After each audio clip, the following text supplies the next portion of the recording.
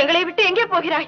எனக்கென்று ஒரு உலகம், என் நாடு, என் மக்கள் என்று ஏற்படுத்திக் கொண்டு தனிமையில் இருக்க போகிறேன். முடிந்தால் என்னை எல்லாரும் அங்கு வந்து பாருங்கள். முருகா, குமரா, வேகவா. நாரதா, நீ எண்ணி வந்த காரியம் சுலபமாக முடிந்து விட்டதல்லவா? சுவாமி, என்ன இது?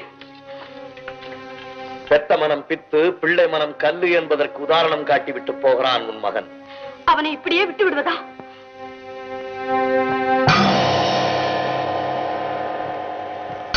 முருகா, தமிழ் வேளை, இது எமது விளையாட்டுகளில் ஒன்று.